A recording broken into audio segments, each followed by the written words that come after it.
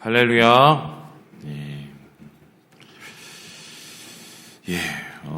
계속적으로 우리 일곱 나팔에 대한 이야기들을 읽고 있습니다. 여섯 번째 나팔과 일곱 번째 나팔 사이에 이 막간에 지금 계속적으로 요한은 환상을 보게 되는데, 어제 우리가 보았던 환상은 천사에 의해서 우레와 같은 일곱 개의 음성이 이제 쏟아지는 것, 그리고 작은 두루마리, 그러니까 하나님께서 일곱 봉인을 친 것을 어린 양 예수님이 풀어내신 그것을 이제 받아서 먹고 요한이 그것을 삶으로 또한 이 전도함으로 이뤄내는 이 과정을 어제 함께 보았지 않습니까? 오늘은 그 환상에 이어서 두 번째 이 환상을 보게 되는데, 이게 참 말도 많고 탈도 많은 두 증인에 대한 환상입니다. 우리 함께 같이 한번 읽어볼까요? 3절의 말씀을 같이 한번 읽어보도록 하겠습니다. 시작. 내가 나의 두 증인에게 권세를 주리니 그들이 굵은 베옷을 입고 1260일을 예언하리라. 지금 두 증인이 나타난다. 그런데 그 증인이 하나님의 권세를, 주님의 권세를 갖고 예언을 할 것이다. 한마디로 이 두 증인은 예수 그리스도의 복음을 증인하는 것임과 동시에 예언을 하는 예언자로 나와 있습니다. 그런데 그 예언을 하는 그 기간이 보니까 1260일이다 이렇게 얘기합니다. 이것을 365로 나눠서 환산을 해보면 한 3년 반 정도 됩니다. 그런데 이 3년 반 동안 예언을 하는 두 증인의 그 시기, 예언의 시기가 다름 아니라 굵은 베옷을 입고 다녀야 되는 시기다. 그렇다면 우리가 예상해 볼 수 있는 것은, 굵은 베옷은 보통 사람이 죽거나 슬픈 일이 있을 때 우리가 입죠. 그러면은 뭔지는 잘 모르지만 이 두 증인, 하나님이 세운 두 증인은 하나님의 말씀을 증거하고 예언을 하는 사람들인데, 사람이 죽는 꼴을 계속 보면서 어려움과 핍박 속에서도 계속적으로 그 복음의 증인으로, 하나님의 선지자로 활동을 한다. 이렇게 우리가 먼저 우리 생각해 볼 수가 있습니다. 그러면 이제 제일 중요한 게 이 사람들이 누구냐는 겁니다. 이 사람의 모습들을 보면은 제가 그림을 누가 그린 게 있으셔갖고 갖고 왔는데 보여주시죠. 이런 모습입니다. 보니까 돌아다니면서 하나님의 말씀을 전하는데 입에서 막 불이 나오고, 그러니까 이 말씀을 그대로 하는 거죠. 그리고 하나님의 말씀을 선언하고 선포를 하면은 어떤 의미냐면 그들의 원수를 막 삼켜버리고, 그리고 그 권능을 가지고 물을 피로 변하게 하고, 그리고 어느 때든지 땅과 그 주위에 재앙이 일어나게 한다. 이렇게 이야기를 하고 있습니다. 그러면은 겉으로 봤을 때는 이게 하나님의 증인이면, 우리는 복음의 증인이면 어떻습니까? 복음으로 영혼을 살리고 복음으로 뭔가 생명을 살리고 이런 거라고 상상을 하지 않습니까? 근데 이 사람들이 증언을 하고 이 사람들이 선포를 하면 할수록 땅은 황폐해지고 입에서 불이 나오고 물이 피로 변하고, 이건 긍정적인 이미지가 아니에요. 이걸 어떻게 또 해석을 할 거냐? 근데 단서를 한번 찾아보면 몇 가지가 있는데, 일단 아까 그림에서 보듯이 권능을 가지고 물이 피가 변하게 한다. 그리고 아무 때든지 재앙을 땅을 친다. 이 이미지는 여러분 딱 떠오르는 게 한 사람이 있습니다. 모세죠, 모세. 그죠? 모세가 바로 앞에 서서 여러분 아시는 것처럼 물이 피로 변하게 하는 역사를 보여줬고, 또 뿐만 아니라 모세가 그 권능을 가지고 선언을 했었을 때 이집트의 10가지 재앙이 와서 황폐해지는 그런 일이 벌어졌습니다. 물론 그 과정은 바로에게는 곤란한 일이었지만 이스라엘 백성에게는 구원으로 나아가는 과정이었죠. 이스라엘 백성을 살려나가는 과정이죠. 두 번째 보니까 이 6절을 보면요, 예언을 하는 날 동안 비가 오지가 않는다라고 얘기를 합니다. 그럼 요 이미지에서는 또 한 가지 볼 수 있는 게 엘리야가 생각이 납니다. 엘리야가 예언을 시작을 했었을 때 아하방 앞에서 뭘 선언합니까? 네가 이딴 식으로 하니까 벌 좀 받아야지. 앞으로 3년 반 동안 비가 안 올 거야. 이러면서 엘리야가 뭐냐면 3년 반 동안 도망 다녔죠. 왜냐면 그 아합이 이놈의 자식 내가 걸리기만 해봐라 이거 쫓아다녔습니까? 그 3년 반이 생각이 나죠. 그러면 이 두 증인은 뭔지는 잘 모르지만 엘리야의 이미지와 모세의 이미지가 이렇게 겹쳐져 있네. 이렇게 생각을 합니다. 그렇다면 이제 엘리야는 어떤 사람이냐? 불신의 시대, 흑암의 시대에 하나님의 말씀을 선포하고 또한 하나님의 남은 자들을 찾아내고 그리고 하나님의 영적 전쟁을 끝까지 수행하는 일종의 가장 큰 선지자여 교회를 지키는 지킴이라고 이제 볼 수가 있겠죠. 그러면 모세는 어떤 사람이냐? 한번 생각을 해보면 모세는 이스라엘 공동체를 이스라엘 백성을 세운 실질적인 지도자입니다. 그러면은 이 모세의 이미지와 엘리야의 이미지를 차용하고 있는 것은 아마 모세와 같이 교회를 세우고 또 모세와 같이 엘리야와 같이 교회를 지키는 그런 존재네. 이 정도로 이제 상상해 볼 수가 있습니다. 그런데 이 두 증인을 나타내는 결정적인 이 힌트가 하나 있습니다. 그게 뭐냐? 바로 이것인데요. 여기에 대해서 이렇게 얘기를 합니다. 두 증인을 가리켜서 뭐라고 그러냐면 오늘 이렇게 얘기를 하는데 4절에요. 우리 같이 한번 읽어보도록 하겠습니다. 시작. 그들은 이 땅에 주 앞에 서 있는 두 감람나무와 두 촛대니. 이 사람들을 가리켜서 감람나무와 뭐라고 합니까? 촛대라고 합니다.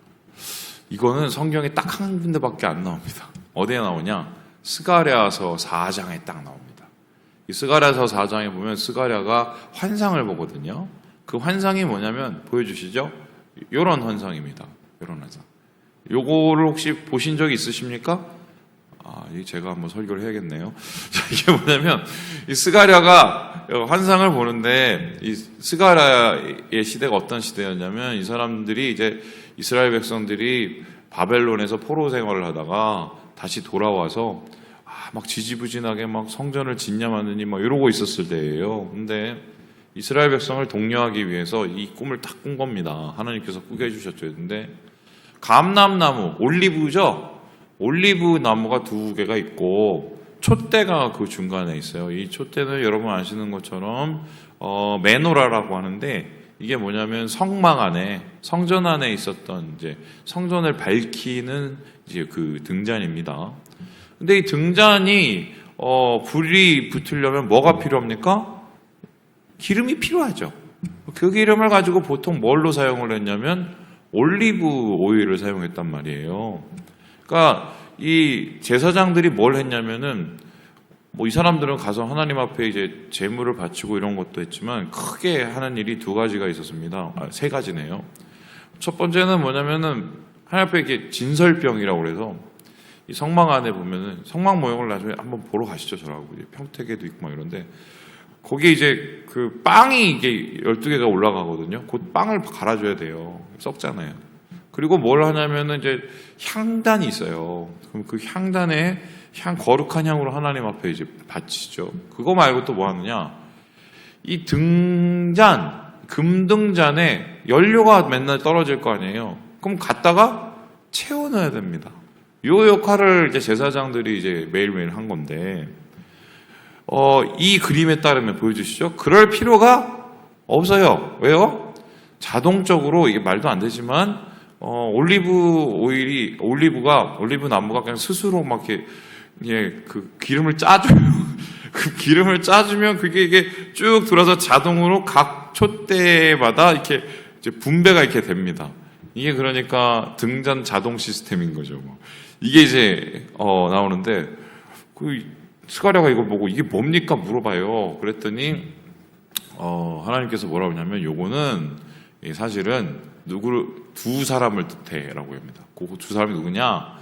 수룹바벨과 예수아야라고 얘기를 합니다. 스룹바벨은 누구냐면 그 당시에 유대 백성들을 데리고 예루살렘으로 귀환한 그 리더예요. 그 사람은 근데 다윗의 자손이었습니다. 그래서 그때는 그 사람이 메시아일지도 몰라 이렇게 생각을 하는 이스라엘의 실질적인 정치적인 지도자였거든요. 예수와는 누구냐면은 이스라엘과 함께 다시 예루살렘으로 돌아온 제사장이었습니다. 그렇다면은 스룹바벨은 왕을 뜻하는 것이고 예수와는 제사장을 뜻하는 겁니다. 이 사람들이 무엇을 했느냐? 무너졌던 이 이스라엘 백성들 공동체를 다시 세우고 완전히 무너진 교회를 다시 세우는 역할을 감당했단 말이에요. 그렇다면 오늘의 두 증인도 뭔지는 잘 모르나 모세처럼 교회를 세우고 엘리야처럼 교회를 지키고 예수아와 그리고 스룹바벨처럼 무너진 교회를 다시 세우는 그런 역할을 하는 사람이다. 이렇게 우리가 판단을 해 볼 수가 있는 것입니다. 그렇다면은 이 두 증인은 바로 교회하고 굉장히 깊은 관련이 있는 사람이구나. 특별히 이 교회와 깊은 관련이 있는 이 사람들의 활동 범위는 교회가 가장 어렵고 힘들고 핍박을 당하는 그때구나. 그러면은 교회가 가장 힘들고 어렵고 핍박을 당하는 그때에 그들이 무엇을 하느냐? 하나님의 말씀을 선포하면서 교회는 핍박당하고 어렵지만 세상 속에서 복음의 불길이 끊어지지 않도록 입이 막 불이 나오죠. 복음의 불길이 끊어지지 않도록 만들고 그리고 무너진 교회 속에서 힘들어하고 어려워하는 교인들에게 힘을 북돋아주고 선교의 불길이 꺼지지 않도록 하는 그 사람인가 보다 이렇게 우리가 생각을 할 수가 있습니다. 여기까지 얘기하면은 사실 우리가 떠오르는 이 교회사에 몇 명이 딱 있어요, 사실은. 그런데 문제는 여긴데요. 우리 함께 같이 한번 우리 11절의 말씀을 읽어보도록 하겠습니다. 11절입니다. 시작. 3일 반 후에 하나님께로부터 생기가 그들 속에 들어가매 그들이 발로 일어서니 구경하는 자들이 크게 두려워하더라. 이게 이제 좀 여기서부터 복잡해지는 거예요. 이제 보세요. 왜냐? 이 사람들이 활동을 해서 그러면 교회가 세워지고 그러면 좋겠는데 이 사람들에 관한 또 이제 어려움과 그걸 극복해 나가는 이제 이야기가 있어요. 이거를 14세기 때 성경에서 이제 사파를 이렇게 그려놨는데 보여주시죠. 그림을 보세요. 보니까 막 이쪽에 보면은 이제 사역을 하면서 사람들을 일깨우고 하나님의 말씀과 뭐 종말을 선언하고 막 그러는데 이 중간에 보니까 막 이상한 애가 나타나죠. 제가 이제 마귀죠, 마귀. 여기 마귀가 무적행에서 올라서 짐승이라고 표현됐는데 7절에 보니까 이 사람들을 어떻게 합니까? 죽여요. 이분들이 이제 3년 반을 이렇게 활동을 하고 다니시는데 죽여요. 3년 반을. 그리고는 어떤 일이냐? 사흘 반 동안 이 사람들이 죽은 다음에 여기 보는 것처럼 이렇게 완전히 거리에서 사람들에게 이제 죽은 시신이 전시가 됩니다. 얼마나 이제 이 사람들에 대해서 싫어했으면 듣기가 싫은 거죠. 하나님 말씀을. 그러니까 사람들이 이걸 보면서 어떻게 했느냐 서로 기뻐하면서 선물을 보내고 막 파티를 열어요. 이 사람들의 죽음이 얼마나 행복했으면. 그랬는데 사흘 반 만에 이 사람들이 어떻게 돼요? 부활을 합니다. 부활을 딱 해서 승천을 해요. 그거를 보고 어떤 일이 일어나느냐? 13절에 이런 얘기가 나오는데요. 우리 같이 한번 13절의 말씀을 읽어볼까요? 시작.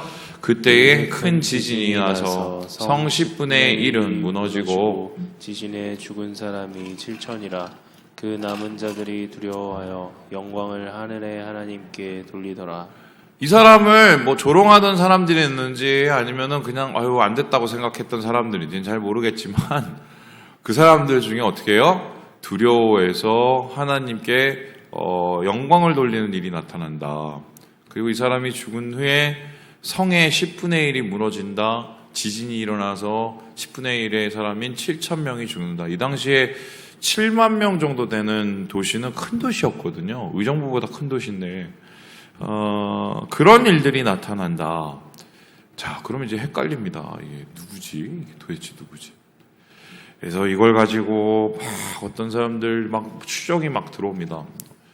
일단 역사적으로 이걸 막 보기 시작하면 어떠면 이 사람들이 사실은 그 로마 교회 때 핍박을 엄청 많이 받았잖아요. 로마 교회가. 그래서 그 교회를 지키기 위해서 애썼던 베드로하고 뭐 야고보 뭐 이런 사람 아니야? 바울 이런 사람 아니야? 순교를 당했지만 이 사람들을 통해서 나중에 어떤 일을 합니까? 교회가 더 부흥하게 됐잖아요. 이거는 영적인 부활로 볼 수 있으니까 그 사람일 거야. 뭐 베드로와 바울 뭐 이런 사람일 거야. 이렇게 생각하는 과거에 핍박을 당했던 사람들 중에 교회를 이끌었던 그 지도자로 보는 경향들이 옛날에는 있었어요.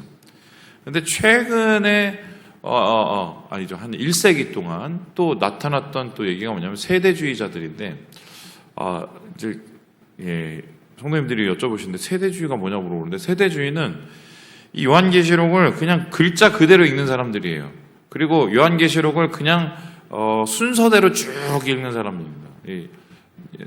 미국의 침례교가 이쪽에 해당되는데 요즘에는 좀 수정했어요. 왜냐하면 이게 그 신학적으로 문제가 있다고 해서 배격이 됐거든요. 근데 그 사람들은 아직도 어떻게 보냐면 말세가 됐을 때 하나님께서 이스라엘에 하나님의 사람들을 이끌어내시는데 그 하나님의 사람들이 핍박을 당해서 그 중에 그 대표자들과 리더들이 바로 지금 이런 일을 하고 실제적으로 이렇게 부활하는 일이 나타날 것이다. 적그리스도의 공격을 받지만 나중에 일어난다. 이러면서 이스라엘에 나타난 유대인 교회를 세울 지도자라고 봅니다. 진짜 말 그대로 이걸 문자적으로 보는 거예요.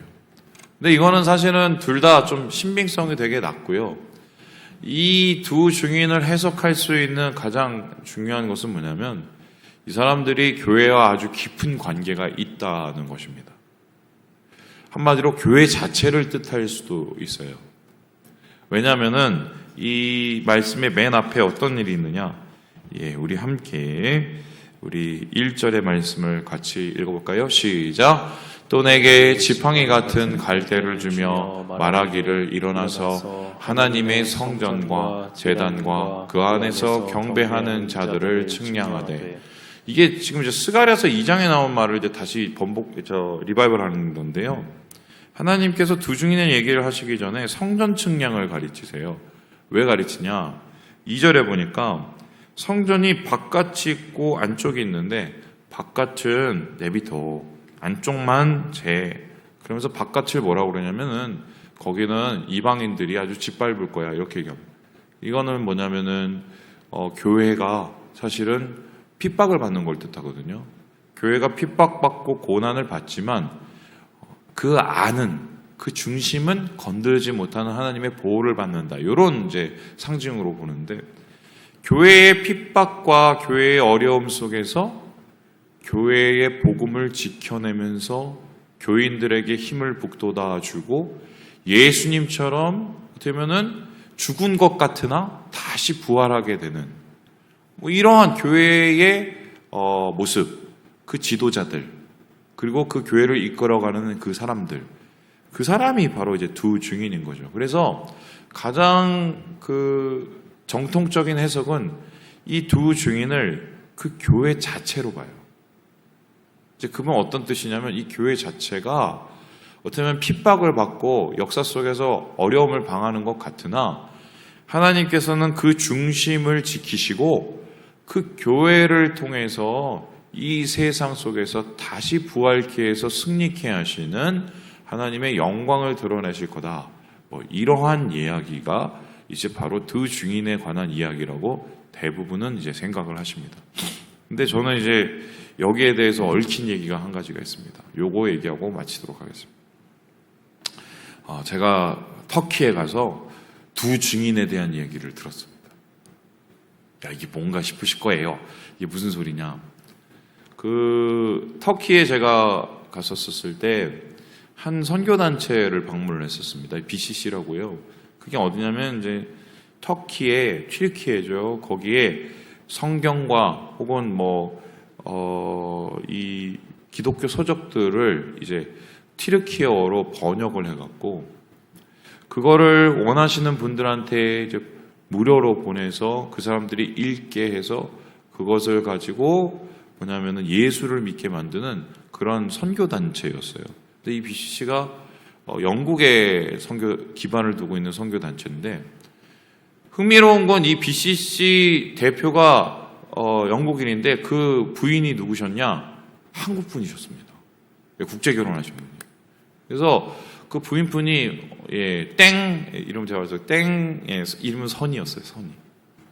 그래서 이분을 방문을 해서 막 이런저런 얘기를 듣는데 이분이 어떻게 하다가 최근에 있었던 얘기를 이렇게 나누죠.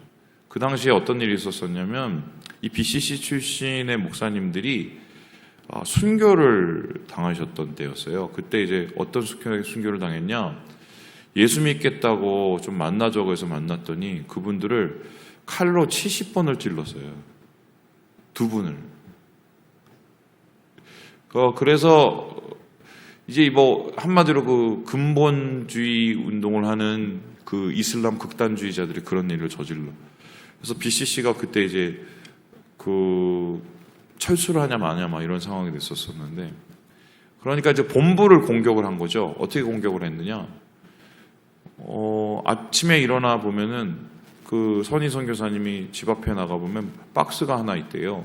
그럼 그 박스를 들어보면 고양이를 목을 잘라서 박스에다 집어넣고 아니면은 또 박스를 열어보면 그 안에 폭탄 모형을 이제 집어넣고 이러면서 그 선교사님 아이 2명 사진을 거기다 넣어놓더래요. 그러니까 이분이 진짜 멘붕이 와서 이거 어떻게 해야 될지 쪼여오는 그것 때문에 공황 장애까지 발생이 돼서 이게 내가 철수를 해야 되나 막 이런 상황이 오고 내가 그동안에 이제 터키 선교를 이렇게 했는데 이게 앞으로 어떻게 되냐 막 이런 고민에 휩싸이신 거죠. 그랬는데 어느 날 누가 그 BCC 선교의 문을 이렇게 두드리더래요. 그리고는 잠깐 보자고. 근데 이분들이 영어를 쓰는데 영국에서 왔는지 미국에서 왔는지를 모르겠는데 이분들이 자기가 기도를 하고 하나님께서 보내셨다고 그러면서 이제 오셨대요. 그러면서 들어오셔서 말씀을 하시는 게 지금 굉장히 힘들고 어렵고 또 힘겨운 싸움을 하고 있고 참 마음적으로 많이 괴롭지만 버텨내라고 하나님께서 분명히 이 튀르키예에게 선교와 복음의 불길을 다시 붙여주시고 우리 선교사님들의 애씀을 통해서 하나님께서 사역의 열매를 거두게 하실 거라고 그런 말씀을 하고 그리고 떠났더래요. 그래서 이분들은 이제 그 얘기를 딱 듣고 마음에 되게 크게 감동을 받고 사역을 이제 다시 시작하겠다고 얘기를 하시는데 자기는 그게 두 증인 같다는 거예요. 제가 무슨 말씀하시는지 아십니까? 이게 특정적인 어떤 사람을 뜻하는 게 아니라 사실은 신앙 속에서 고되고 어렵고 괴로운 싸움을 하시는 분들이 많잖아요. 지금 중국에도 있지만 한국에도 사실 가족적으로 되게 고통받고 힘겨운 싸움을 하고 계시는 분들이 있거든요. 신앙적으로. 그런 분들에게 예수 그리스도의 복음의 승리와 은혜의 말씀을 전하고 하나님의 메시지를 전할 수 있는 그 메신저들이 사실 그게 두 증인의 사역을 감당을 하고 있는 거죠, 사실은. 그래서 하나님께서는 이 환란의 시기에서도 교회를 지키시고 교회의 증인을 세우셔서 교회가 무너지지 않도록 하신다. 이 얘기가 사실은 저는 두 증인처럼 이렇게 받아들여지더라고요. 오늘 길었습니다. 말씀을 마칩니다. 사랑하는 여러분, 주님의 승리와 주님의 함께하심을 잊어버리지 말고 오늘도 주님 안에서 하루를 주님과 함께 이겨내시는 우리 모든 형제 자매들 되시길 주님의 이름으로 축원합니다.